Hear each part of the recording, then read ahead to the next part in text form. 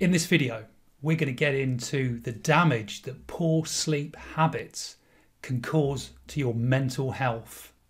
And I also want to get into the benefits of good sleep. But the most important thing that I want to cover here is how do we get good sleep regularly out of habit? Health Explorer Neil Fellows here to get healthy and fit and stay healthy and fit and do it in a way that's unique and natural to you. Please subscribe and hit the bell. Today, I'm going to have a conversation about the effects of poor sleep on your mental and emotional health. Joining me to answer all of my questions on this subject is Mag Secretario from Good Life Sleep, because Mag is on a mission to help people wake up to their full potential after good sleep. So Mag, let's talk about poor sleep and poor sleep habits first. What causes poor sleep? Especially at this time, there is a lot of anxiety and stress about this pandemic. And funnily, people aren't talking about this pandemic, which is the lack of sleep. But what I believe causes a lot of people from sleeping well is their thoughts and their habits. So stress, anxiety has been on many people's minds and is causing lots of problems with sleep. And of course, you know, sleepless night or two, that's normal. But if it becomes chronic, then it's quite serious. So we have to be aware of this. What kind of damage does poor sleep cause? Yes, lots. And this is probably one of the most undervalued aspects of health. People don't realize what sleep has been, what it can cause with our body and mind. And first of all, during these particular times, people are interested in knowing that lack of sleep decreases your immune response system. So even one night of sleeplessness will reduce the number of white blood cells that help fight off infection. Right. And we all know when we're not sleeping well, we're prone to getting sick. So first of all, our immune system, but it also impacts our cardiovascular system, our hormones. It impacts our every aspect of our physiology. On the mental health side of things, obviously it can lead to depression. It can lead to mental illnesses of many kinds. It's even been linked to Alzheimer's. So there is a strong link to the negative impact on our physical and mental, emotional body.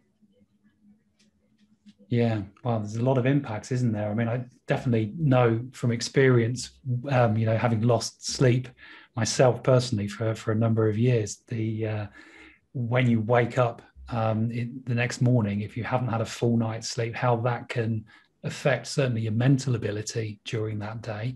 And if it goes on for a couple of nights, how it can start to maybe affect your temper as well, Yes. in terms of, because of the stress and the ability to be able to think clearly and, also you mentioned it sort of there in the emotions as well.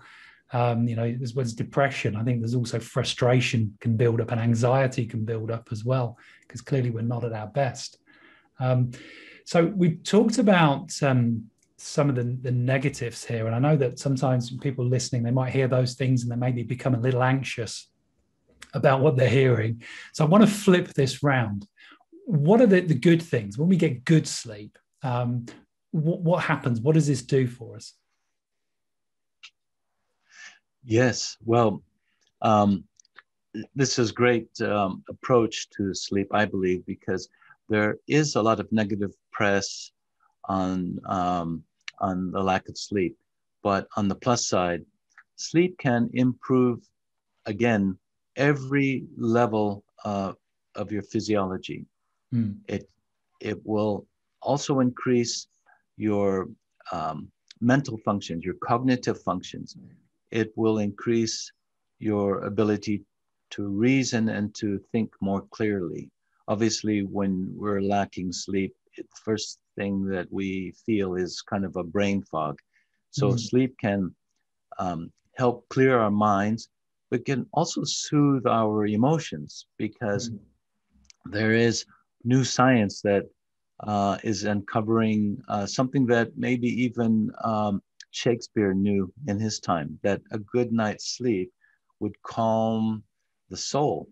Mm. And it's been proven now through some of the recent neuroscience and sleep science that it can calm our emotions. So, physically, it can improve motor skills, can enhance that. It can enhance memory, creativity, lots of things. So what I'm hoping to do is share more of those positives so that people can see actually it can improve their life, their their own potential, their Mm. productivity. All these things um, are just some of the benefits of a good night's sleep Yeah. consistently. I've heard different things. I mean, tell me your thoughts on this. But in terms of how much sleep we get, I've heard 7 hours. I've heard 9 hours. What do you feel is the optimal level? Yes. Well, the CDC recommends 7 to 9. Mm. And, we are all so different. Yeah. So some people um, are fine with 7, and some may need more. Yeah. There is a wide range in between. Mm. And I think the best test is just to see how you feel when you get up and track the hours that you had slept. If you can go a full day, full of energy, of course, we're going to experience a little dip during the day. This is natural also.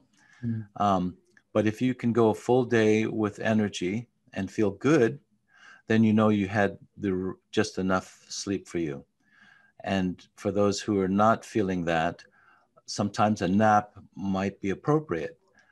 Otherwise, um, if a nap is not, doesn't work for you, uh, try to aim to get the amount of hours. Again, minimum would be 7. Mm. Yeah, thanks for that, Mag. It's always good to know from your perspective, because we hear these different numbers out there, and sometimes we're not sure, and then people have all got these tracking devices these days, and they can track their sleep, and they hear 9 hours, but they're only getting 7, and it can cause those sort of anxieties. And I think what you've said there, I mean, it works really well from my point of view in terms of what we do here at Total Wellness Club, because you mentioned how we're all unique, we're all different, the different stresses and strains on our life, the different kind of people that we are will obviously determine how much is optimal for us as individuals. So thank you for saying that. By the way, mine is about 7.5 hours. So I'm talking with Mag Secretario from Good Life Sleep. And we're talking about the topic of good sleep habits. If you're finding this topic helpful, please do give us a thumbs up, because that really does help the channel.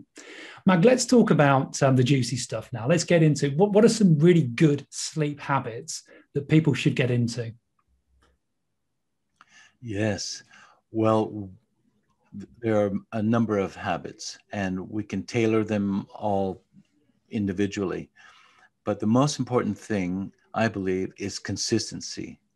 So consistent bedtime and consistent wake up times, because we tend to short sleep during the week and believe that we could catch up on the weekends.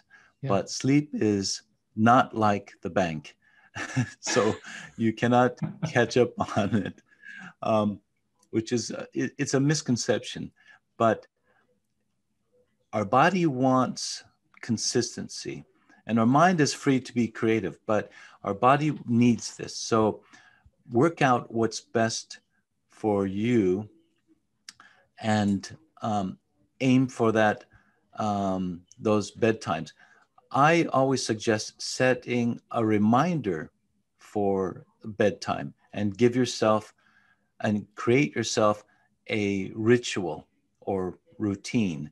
I Mm. like the word ritual. It sounds a little more exciting than a routine, but the idea is that you prepare yourself for your bedtime by dimming lights, keeping them low, re, reducing your time on devices. In fact, set a time that you are off devices, maybe 1 hour before bed. No meals, no workouts, no technology, an hour to 2 hours before bedtime. And your bedroom should be clean, cool, I think 18 degrees centigrade, 68 Fahrenheit, somewhere in that, and dark as possible. And I think that you would also benefit from not having any television or devices in the bedroom. So create this sanctuary, and your bedroom should only be for two things, and one of them is not work. So um, make the bedroom special. And something that I like to add is, if you were taking a trip, and once upon a time we used to fly, and we would dress up and fly, business or first class or even economy. We used to dress up for it because it was a journey, and it was exciting, and you'd be going on holiday, what have you. Take the same approach to bed. Don't wear the clothes that you go out and work out in to bed. Make it a little bit special. If you wear pajamas, make it a little bit special. Dress for that journey into slumber.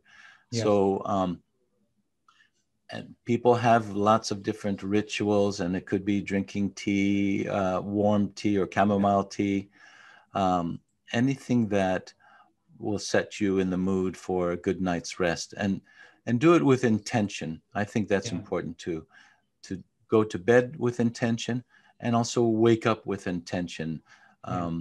that you will be off to a great start, and do this also gradually, like we say, like a takeoff and landing. You want to, descend gently and take off gently. So prepare for it in that way. Yeah, like we were saying though, I mean, around the clothing, I suppose it's giving your mind and body the signal that you're getting ready, you're slowing down for bed, and you wear pajamas for bed because that's what you wear in bed. It's as opposed to wearing them for a workout, which would be the wrong signal to send to your mind and body, because then you're wearing those clothes, and it just becomes clearer. It's part of the ritual, because I think the thing for me around sleep is that turning it into a ritual is rest and recovery. Without that, we don't survive. We don't perform at our best, whatever we're doing as a parent, or in our work, or in our business, or even our workouts. Even I think tell me if I'm wrong here, but I believe we probably even eat differently if we don't get the optimal amount of sleep. Yes, that's very true. In fact, this is how the lack of sleep impacts our hormones. When we don't sleep enough, the hormone that increases your appetite, um, I believe it's ghrelin, um, tells your body that you need energy, and you'll reach for food. You'll actually reach for carbohydrates for Yep. energy. And the hormone leptin that tells you you are satisfied, they're working in reverse. Mm. So people who are not sleeping well, this is the link to obesity. They will Mm. tend to eat more, and they'll eat the foods that put more weight on you. Yeah. So, for that, and also it works in the same way with athletes. It Mm. helps with recovery, as you mentioned. Yeah. It builds muscle, and during, sleep. So this is an important time, as you said, to be your best, to be, if you're serious about wanting to live your best, prioritize sleep. Yeah, I like that message, Mag. Thank you for that. Mag, based on what we've talked about during this interview, I always like to leave people with one thing that they could do that could turn all of this information or some of this information into something that's really practical that they could take away and try and do. So what would be one thing? What would be your challenge for people watching this? Yes. Well, considering that this is airing on the 19th, and there is a time change in the UK for the 28th, my challenge would be for people to try to get to bed 10 minutes earlier each night, so that by the time the time change arrives on the 28th, that you will be fully rested and ready, hit the ground running, so to speak. Because as we talked about before, during this time change, when people lose 1 hour of sleep, there is a 21% increase, a spike in heart attacks and fatalities and all kinds of things, just because of that 1 hour loss. So to prepare for it, my challenge is to get to bed a few minutes earlier so that you make up that 1 hour lost by the time the 28th hits in the UK. And I might add also, if you're really serious, the following day, March 20th, is the International Day of Happiness. And I have a mini course there that, if you're interested, I would challenge people to take that mini course with me, and I will add 7 days live Zoom with you to go through this challenge. Sleep is a part of that. It's one of the plays in our Happiness Play Shop that will help create happiness, more happiness, and build great habits and prepare for this time change. And what would be the best way for people to get in touch with you? Do you have a link that we can include in the description with the video? Yes, I'll share the link with you, but our website is goodlifesleep.com, and within our website there is the Happiness Play Shop, as well as some other of our coaching programs. But that would be the best way to find us. I'm on Facebook and LinkedIn as well, YouTube as well. Okay, fantastic, Mag. Thank you very much for your time talking about good sleep and good sleep habits. Each week, I ask our experts to leave us with a challenge. It's just an idea. It's something that we could try. If you like it, you can stick with it. If it doesn't work for you, you can throw the idea out and just find something else that does work for you. I'm going to be taking this week's challenge. You can see my findings from this challenge in our challenge roundup video, which is a monthly summary covering all of the challenges our experts have shared. To get that video and all of our latest health and wellness uploads, including interviews and reviews, subscribe and hit the bell so you get notified whenever we post. And if this channel can help your friends and family, please share it with them too. If you want to get proactive with your health, Total Wellness Club are developing health quests over at questly.life. Join while we're developing the site and get access to health quests that immediately personalize your health.